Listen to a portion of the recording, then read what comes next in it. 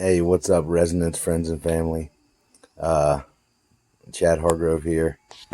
I just wanted to give a shout out to the 40 or 50 people who were in attendance at my workshop, Forgiveness, Moral Principles, and Accountability for Freedom. I appreciate you so much for coming out. Thank you for sharing a magical weekend with us.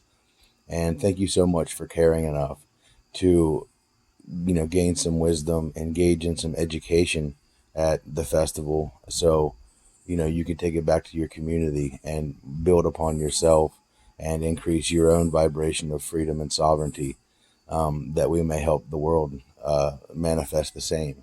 So, a huge heartfelt thank you for coming to the workshop. I did want to offer some clarification on one part of the workshop that I hadn't pondered a lot before, or didn't have quite the right words for it when the question was asked. And the question was about contracts, upholding or backing out of a contract, and how moral principles play a role in that, and what principles do we stand on when it comes to that. And if we're standing on true principles of non-aggression, self-defense, self-ownership, consensual and voluntary interactions, we must look at a contract the same as any interaction. There's only two categories of interactions between two or more people, and the two categories are voluntary interaction or violent interaction. So, an interaction between two people can only be voluntary and based on consent. And if it's not voluntary and based on consent, then it is violence.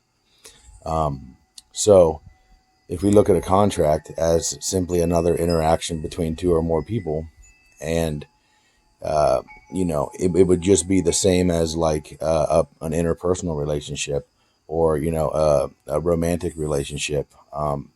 If you engage in a relationship with somebody and both of you are consenting and you voluntarily, under your free will, choose to be in that relationship, at any point in that relationship, you hold the right to discontinue the relationship and withdraw your consent from participating in it. And if that is not honored by the other party, then it becomes violence or coercion. So if you enter a contract knowing that you are deceiving the person you're entering the contract with, knowing that you're going to pull out and not fulfill your promise, then that would fall under the category of willful deception, which is one of the 7 natural law transgressions. Willfully lying to someone and willfully deceiving someone is a moral wrongdoing, and it is a form of harm.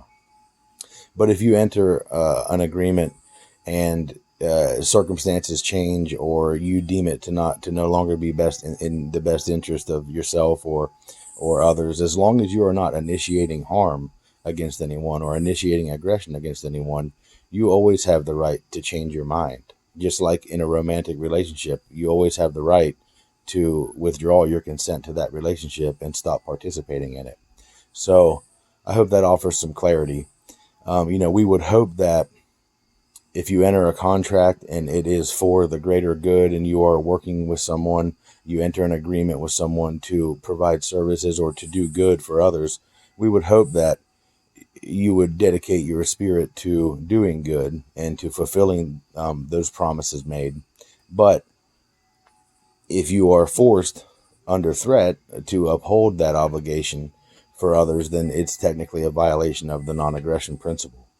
So I hope that offers some clarity for you. Everyone has the right to change their beliefs and change what they deem to be in their best interest or the best interest of others at any point in time. And as long as they are not initiating harm or aggression towards others, then they are not in violation of natural law, and they're still standing and operating in alignment with moral principles. So please accept that offering and weigh it against your heart, and do what you will with it. Thank you all for coming to the workshop again.